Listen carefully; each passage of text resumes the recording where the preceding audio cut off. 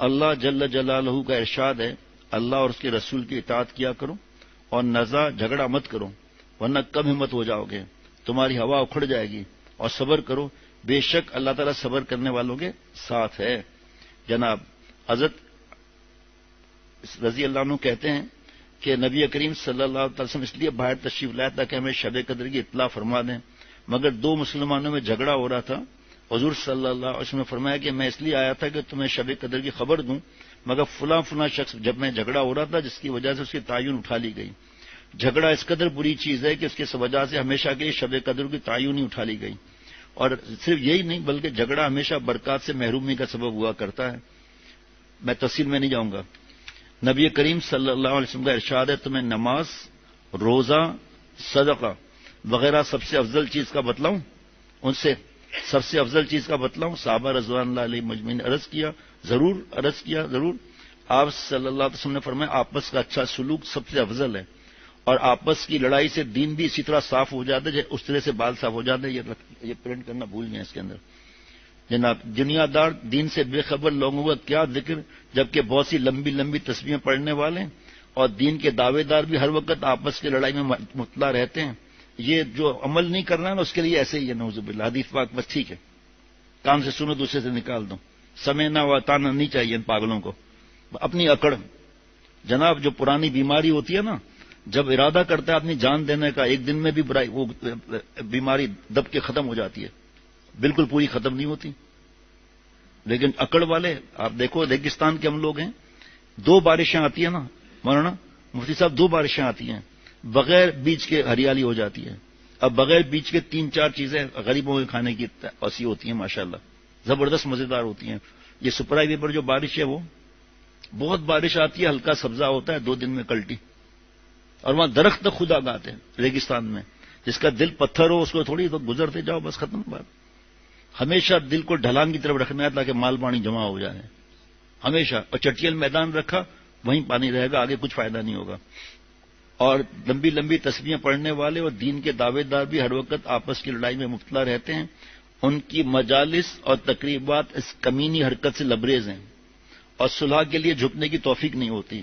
یہ جو آج بیان ہوا تھا جمعے میں کہ ایک سود کا ادنا گناہ ماں کے ساتھ 36 بار زنا کرنے کے برابر ہے، تو کروڑوں لاکھوں کا کیا ہوگا؟ مفتی نعیم صاحب کی تقریر ہے آج جمعے میں نہیں تھا تو فرمایا کہ 1 درہم کا یہ ہے، اور آپ صلی اللہ علیہ وسلم فرماتے ہیں کہ مسلمان کی آبروریزی کو بدترین سود اور خبیث ترین سود ارشاد فرمایا۔ لیکن ہم لوگ لڑائی کے زور میں نہ مسلمانوں کی آبرو کی پرواہ کرتے ہیں، نہ اللہ اور اس کے سچے رسول صلی اللہ علیہ وسلم کے ارشادات کا خیال۔ تنبیہ، آج وہ لوگ جو ہر وقت دوسروں کا وقار گھٹانے کی فکر میں رہتے ہیں، تنہائی میں بیٹھ کر غور کریں گے خود وہ اپنی ان ناپاک اور کمینی حرکتوں سے اللہ تعالیٰ کی نگاہ میں کتنے ذلیل ہو رہے ہیں، اور دنیا کی ذلت الگ۔ ایک حدیث میں ارشاد ہے کہ ہر پیر اور جمعرات کے دن اللہ کے حضور میں بندوں کے اعمال پیش کیے جاتے ہیں۔ اللہ جل جلالہ کی رحمت سے نیک اعمال کی بدولت مشرکوں کے علاوہ اوروں کی مغفرت ہوتی رہتی ہے، مگر جن 2 میں جھگڑا ہوتا ہے ان کی مغفرت کے متعلق ارشاد ہوتا ہے ان کو چھوڑے رکھو جب تک صلح نہ کریں۔ موزہ اتار دینا، اس پہ گرم لگ گیا نا وہ، اس وجہ سے موزہ اتار دیں کالا والا۔ اچھا جناب، ایک جگہ ارشاد ہے کہ شب برات میں اللہ کی رحمت عامہ خلقت کی طرف متوجہ ہوتی ہے، اور ذرا ذرا سے بہانے سے مخلوق کی مغفرت فرمائی جاتی ہے، مگر 2 شخصوں کی مغفرت نہیں ہوتی، ایک کافر، دوسرا وہ جو کسی سے کینہ رکھے۔ کینے کا بتا دیا، علاج بھی بتا دیا۔ آپس کے لڑنے والے اور والدین کے نافرمانی کرنے والے لوگ رمضان اور عید کی اس مغفرت عامہ سے بھی مستثنیٰ کر دیے جاتے ہیں۔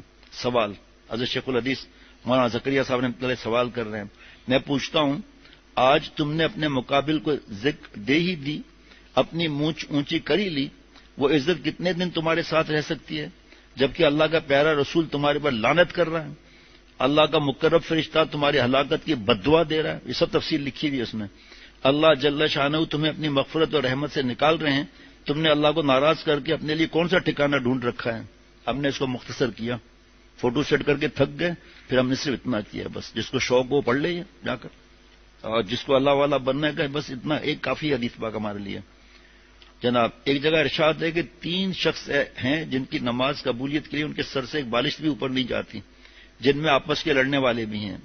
نبی کریم صلی اللہ علیہ وسلم کا ارشاد ہے کہ مفلس میری امت میں وہ شخص ہے، تفصیل ہے اس کا مختصر شیخ حدیث نے لکھا ہے، وہ شخص ہے کہ قیامت کے دن نیک اعمال کے ساتھ آوے اور نماز روزہ صدقہ سبھی کچھ لاوے، لیکن کسی کو گالی دے رکھی ہو، کسی کو تہمت لگا دی تھی، کسی کو مار پیٹ کی تھی، بس یہ سب دعوے دار آویں گے اور اس کے نیک اعمال میں سے ان حرکتوں کا بدلہ وصول کر لیں گے، اور جب اس کے پاس نیک اعمال ختم ہو جائیں گے تو اپنی برائیوں ان حرکتوں کے بدلے میں اس پر ڈالتے رہیں گے، اور پھر اس انبار کے بدولت وہ جہنم میں رسید ہو جائے گا، اور اپنے کثرت اعمال کے باوجود جو حسرت اور یاس کا عالم ہوگا وہ محتاج بیان نہیں۔ آگے دیکھیے، وہ مایوس تمنا کیوں نہ سوئے آسمان دیکھیں، وہ مایوس تمنا، یہ ہماری طرف سے نہیں ہے، یہ کتاب میں لکھا ہے فضائل اعمال میں، وہ مایوس تمنا کیوں نہ سوئے آسمان دیکھیں کہ جو منزل بمنزل اپنی محنت رائگاں دیکھیں۔ آخر میں دیکھیے، اللہ کے واسطے سوچو اور بس کرو، صبح کا بھٹکا شام کو گھر آ جائے تو کچھ نہیں گیا، آج وقت ہے اور تلافی ممکن ہے، اور کل جب ایسے حاکم کی پیشی میں جانا ہے جہاں نہ عزت و وجاہت کی پوچھ، نہ مال و متاع کارآمد، وہاں صرف تمہارے اعمال کی پوچھ ہے، اور ہر حرکت لکھی لکھائی سامنے ہے۔ حق تعالی شانہ اپنے حقوق میں درگزر فرماتے ہیں، مگر بندوں کے آپس کے حقوق میں بغیر بدلہ نہیں چھوڑتے۔ حضرت کی کتاب میں ایسے ایسے عنوان ہے نا، لوگ کہتے ہیں سارا سیٹ دے دو، بھائی سارا سیٹ 6000 کا ہے، آپ دو تین چار کر کے لیتے جاؤ، عزیز و اقارب کے حقوق پڑھیں، پتہ چلے گا کہ بیانات سب ایسے ہی چلے گئے، بس عزیز و اقارب کے حقوق پڑھ کے دیکھیں۔ ماں باپ کے بارے میں کتاب الگ ہے، غصہ، تکبر، بدگمانی، برائی کا بدلہ بھلائی سے دو، اصلاح اخلاق، شب مغفرت، پتہ نہیں کیا کیا عنوان ہے۔ اور دہلی مرکنٹائل سوسائٹی ہے یہاں، 27ویں شب میں حضرت کا بیان 12 بجے شروع ہوا تھا، 2:30 بجے ختم ہوا ہے، اور کتاب کا نام ہے اولاد کو دین نہ سکھانے کا وبال۔ یہ آپ سوچو 2.5 گھنٹے بیان ہوا ہے، بڑھاپے میں، ذوف میں، امت کا غم ہوتا ہے نا اللہ کے پیاروں کو، ہمارے کو تو اس کا غم ہوتا ہے آج کھانے میں کیا ہے۔ گھر پہنچیں گے، بیگم صاحبہ کیا خرید کہ آج کھانے میں کیا بنایا ہے، کہ ارہر کی دال کہاں ہے، جس دن تو نے پکائی ارہر کی دال اس دن سمجھ لے میرا انتقال۔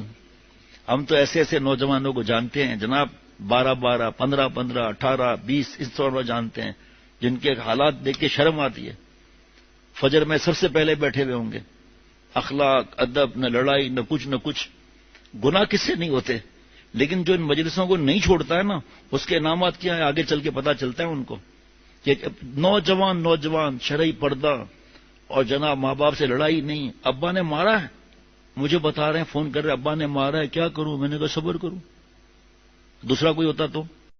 رضوان کی چین اینڈ گفٹ سینٹر لایا آپ کے کاروبار کی تشہیر کے لیے لکڑی، پلاسٹک اور میٹل کے کی چین، کلاک، موبائل سٹینڈ اور دیگر گفٹ آئٹمز اپنی دکان، سکول، ریسٹورنٹ اور فیکٹری وغیرہ کی مشہوری کے لیے اپنے پسندیدہ کی چین، کلاک اور دیگر ڈیکوریشن اور گفٹ آئٹم تیار کروائیں۔ برائے رابطہ 0306 6167 0345 9630 979۔ رضوان کی chain and gift centre, Shahdara, Lahore.